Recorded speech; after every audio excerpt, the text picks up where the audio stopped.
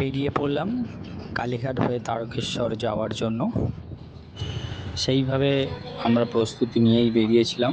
আমরা গাড়ি ভাড়া পুরো টোটাল একটা বুলেরো গাড়ি ভাড়া করে নিয়ে আমরা প্রথমে পৌঁছে গিয়েছি কালীঘাটে।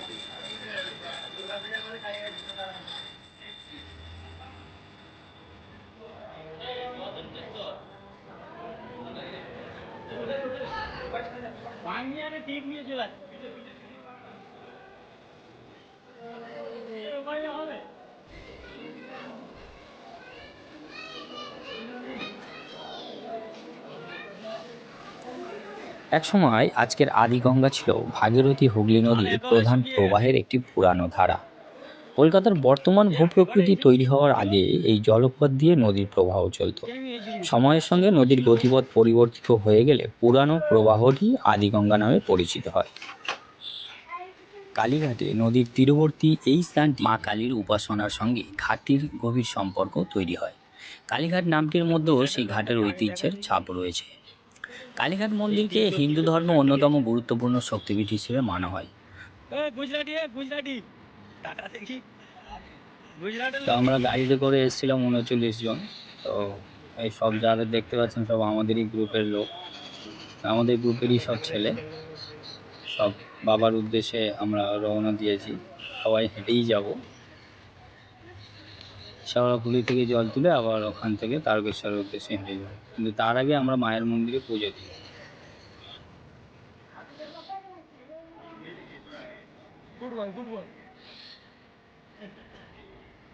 তোর কে লোক যায় বলি বিশ্ব ভাই তো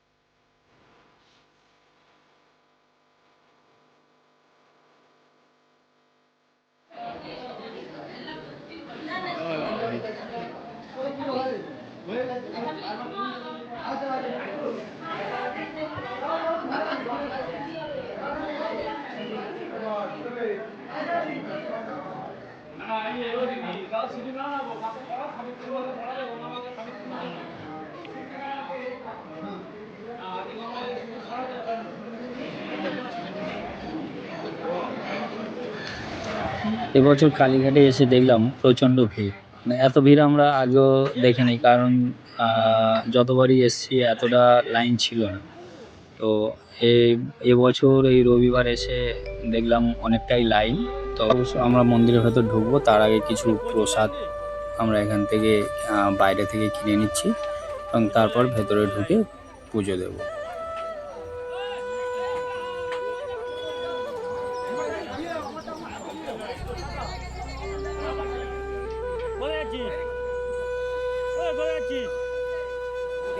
আমাদের গুজরাটি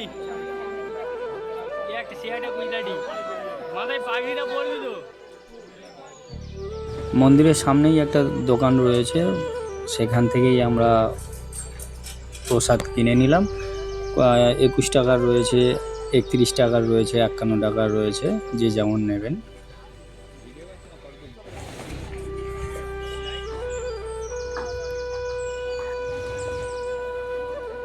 তো আমরা মন্দিরে ঢুকে ভেতরে যা ভিড় দেখলাম আর কি, সেই হিসেবে আমরা যেহেতু আমাদের শেওড়াফুলিও যেতে হবে, তো আমরা লাইনে দাঁড়ালাম না। তো লাইনের পাশ দিয়ে ঢুকে আমরা ওই পাশেই যে শিব মন্দিরগুলো রয়েছে ওখানে পুজো দিয়ে আমরা বেরিয়ে যাব।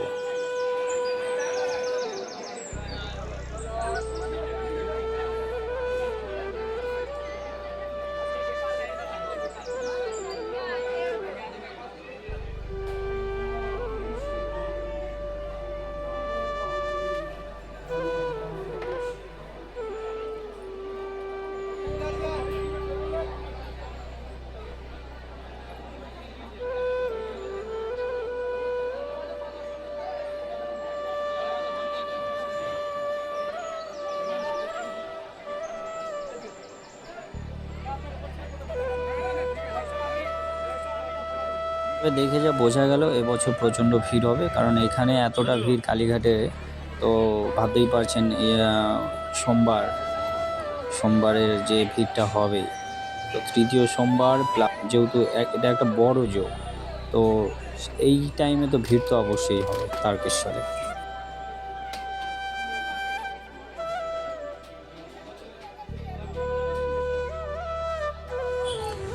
মন্দিরে পুজো দেওয়ার পরে তো আমরা বেরিয়ে গেলাম। এবার আমরা গাড়িতে উঠবো, গাড়িতে উঠে আবার শেওড়াফুলির উদ্দেশ্যে রওনা দেব এবং ওখান থেকে জল তুলে হেঁটে আবার তারকেশ্বরের ধামে আমরা পৌঁছাবো।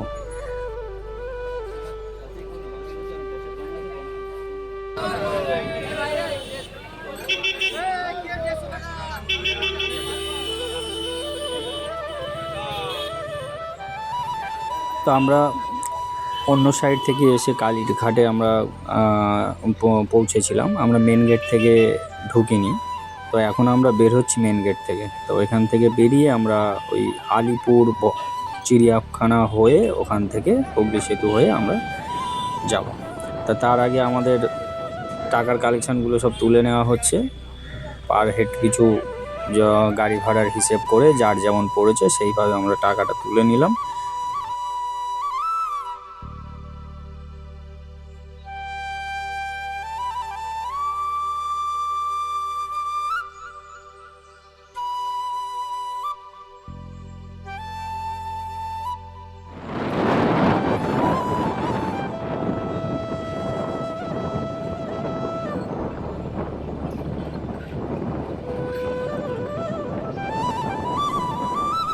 কালীঘাট থেকে পূজা দেওয়ার পরে ওয়েদারটা এত মনোরম হয়ে গেছিল, মানে সুন্দর ওয়েদার। বৃষ্টি হচ্ছে না, কিন্তু মেঘলা আকাশ করে আছে, না গরম না ঠান্ডা।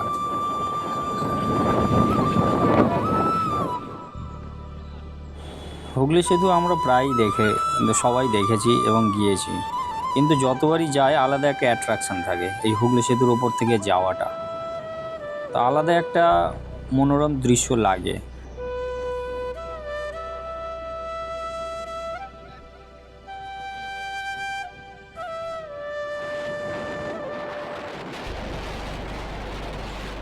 হাওড়া ব্রিজের ওপর চাপ কমানোর জন্য হুগলি নদীর ওপর আরও একটি সেতু তৈরির পরিকল্পনা করা হয়েছিল।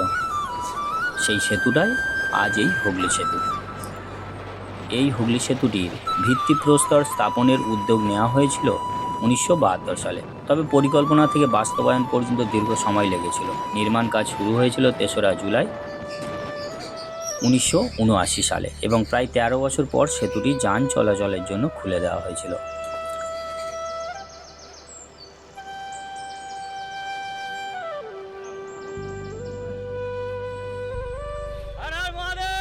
হুগলি সেতু পার হয়ে টোল ট্যাক্সের কাছে আমরা চলে এলাম। টোল কেটে রওনা দেবো। প্রথমে আমাদের পড়বে হাওড়া জেলা, তারপরে আসবে শেওড়াফুলি।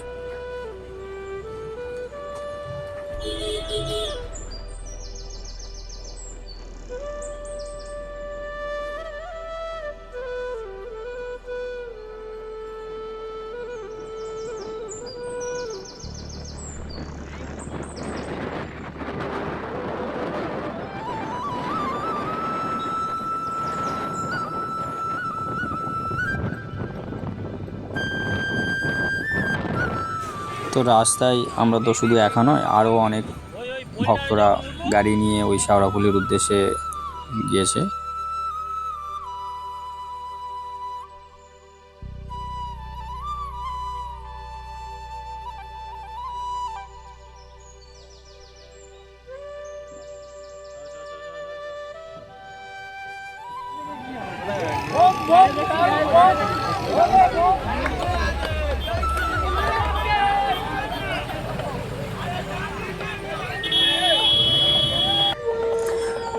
অবশেষে আমরা শেওড়াফুলিতে চলে এলাম, যেখানে গাড়ি পার্কিং করে। তো আমরা প্রত্যেক বছরই এখানে পার্কিং করা হয়। তো এখন আরও ভালোভাবে সুষ্ঠুভাবে পরিচালনা করছে এখানকার যা প্রশাসনিক কর্তারা যারা রয়েছেন। তো আমাদের গাড়ি এখানে পার্কিং করবে, আবার এখান থেকে গাড়ি চলে যাবে তারকেশ্বরে এবার পার্কিং হয়ে ওখানে থাকবে। তো আমরা এখান থেকে রওনা দেব শেওড়াফুলি ঘাটের উদ্দেশ্যে, নিমাই তীর্থ ঘাটের উদ্দেশ্যে। তো ওখান থেকে ওখানে কিছু কিছু কেনাকাটি করব, ঘট কিনবো, বাঁক কিনবো। বাঁক অ্যাকচুয়ালি আমরা আগে থাকতেই কমপ্লিট করে এনেছি। ওখান থেকে ওই ঘট কিনবো, কিছু রশ্মি কিনবো, স্নান করে জল তুলে সোজা বেরিয়ে যাব।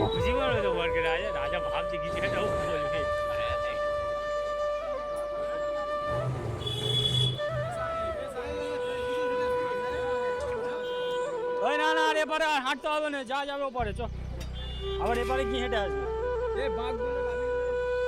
সব কিছু নিয়ে নে, ওপার দিয়ে যাবো।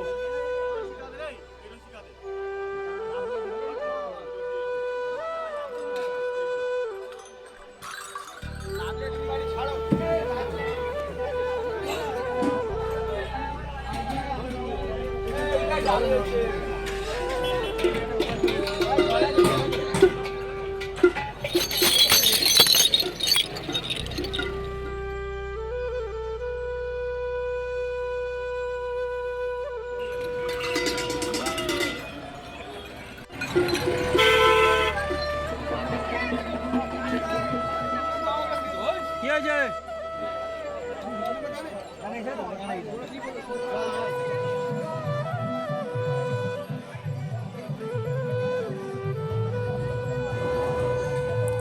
ভোলে বাবা মূর্তি, এখানে আরও কয়েকজন ভক্তরা আলাদা একটা গ্রুপ করে এই শিব ঠাকুরকে নিয়ে যাচ্ছে।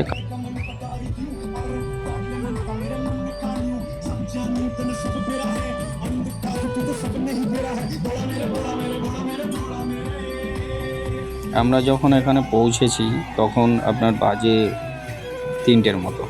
তো এখন থাকতেই ভক্তরা জল তুলে রওনা দিয়েছেন। তাহলে ভাবুন সোমবার কতটা ভিড় হয়েছে।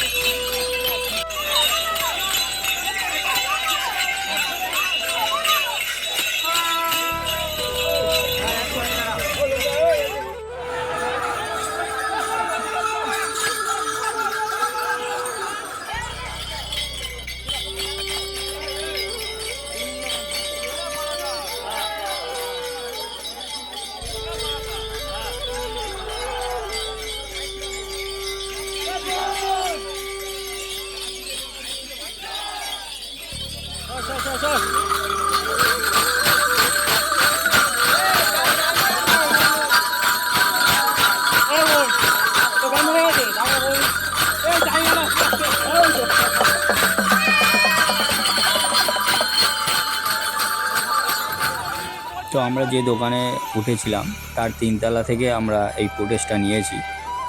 তো প্রচণ্ড ভিড় আর কি, আপনাদেরকে দেখাচ্ছি, দেখুন প্রচণ্ড ভিড়। তাহলে আপনি ভাবুন সোমবার কতটা ভিড় হতে পারে।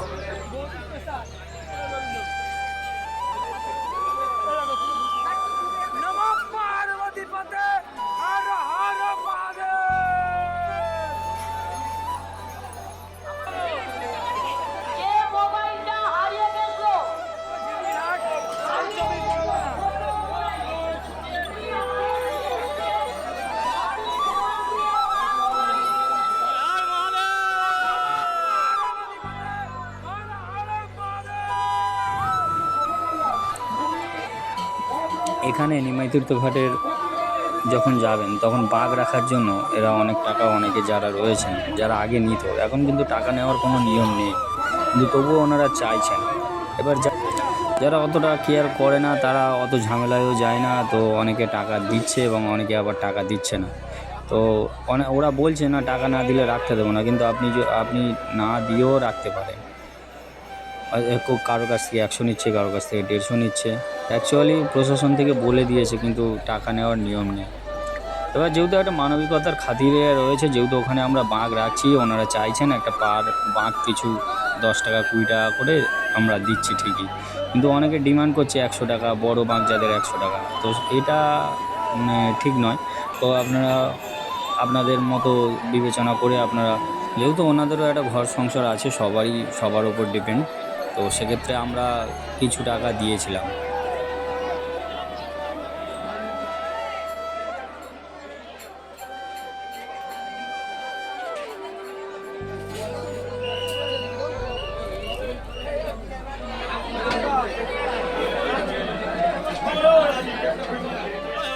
আমি পেছনে নাকি তুলবি?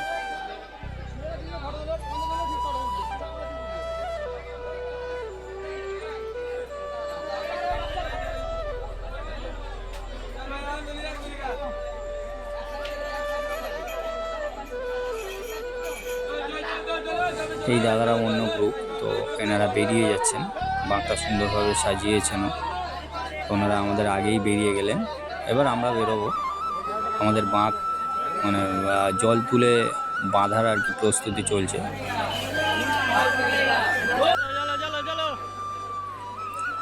এই আমরা অবশেষে বেরিয়ে পড়লাম।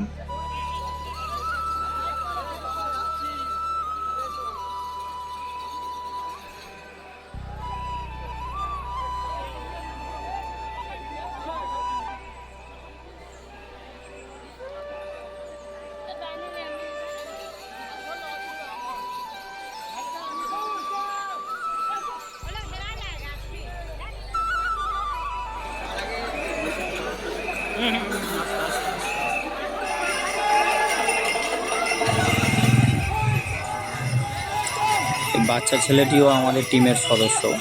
তো এই বাচ্চা ছেলেটি এবং বাচ্চা ছেলেটির বাবা রয়েছেন, তো আমরাও সব একসাথে হাঁটছি। উনি বাঁক নিয়ে প্রথমে বাচ্চা ছেলেটি যাচ্ছে, অসুবিধা হলে ওর বাবা নিয়ে নেবে। তো আমরাও সব পেছনে পেছনেই আসছি সব। যেতে যেতে অনেক কটা থিম আমার যতটুকু চোখে পড়েছে আর কি, সব কটার ফটো আমি নিয়েছি এবং আপনাদের সামনে তুলে ধরেছি। অনেক কিছুই মানে নতুন নতুন থিম আর কি, খুব ভালো লেগেছিলো, যেতেও খুব ভালো লাগছিলো। হাঁটতেও যেখানে মানে হাঁটাটা খুব কষ্টকর হয়ে যায়, কিন্তু সেখানেও মানে কোনো মালুম হয় না যে এতটা কষ্ট হয়েছে।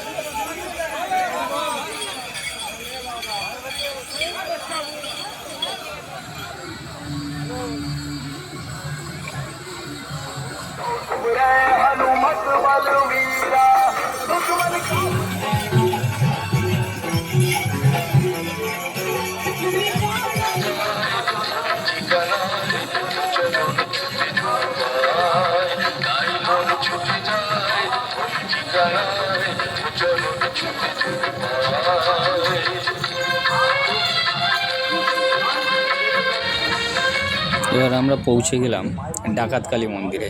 আমরা এই তারকেশ্বরের উদ্দেশ্যে যাওয়ার পথে আমরা প্রথমে জল ঢালি ডাকাতকালী, তারপরে আমরা ঢালি কাশী বিশ্বনাথ, তারপরে আপনার লোকনাথ, তারপরে আমরা যাই তারকেশ্বরে। তো প্রত্যেক জায়গায় জল ঢেলে যাই, অনেকে ঢালেন না। তো আমাদের টিমের অনেকজনই আর কি প্রথম জায়গায় জল ঢেলে বেরিয়ে গেলাম। বেরিয়ে গিয়ে এবার আমরা সোজা চলে যাব তারকেশ্বরে।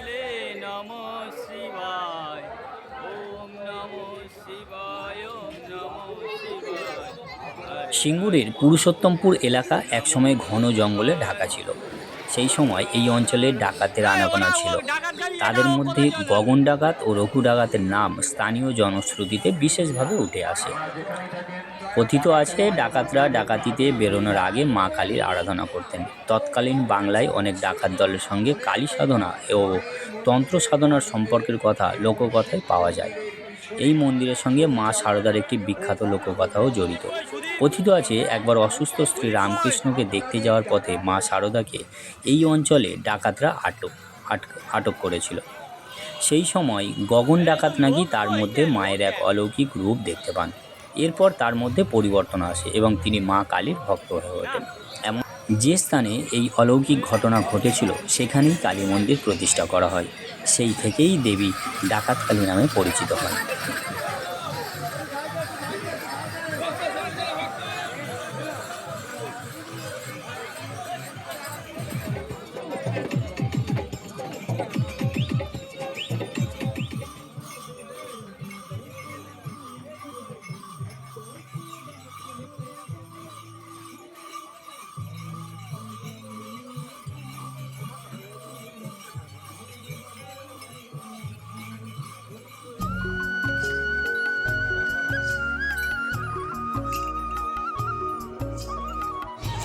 এত ভিড় হয়েছে, অনেক ভক্তরা এই গ্রামের অর্থাৎ এই মাঠের মাঝখান দিয়ে যে রাস্তা গিয়েছে সেখান থেকে গিয়ে বাবার মন্দিরে যাচ্ছে। তবে এখন প্রশাসন থেকে যে প্রসেসগুলো করেছে খুবই ভালো, তার কারণ হচ্ছে এতটা ভিড়ের যে ঠেলাঠেলি আর সহ্য করতে হয় না। হয়তো একটু লাইনে দাঁড়াতে হচ্ছে, কিন্তু সবাই ভালোভাবে জল ঢালতে পারছে।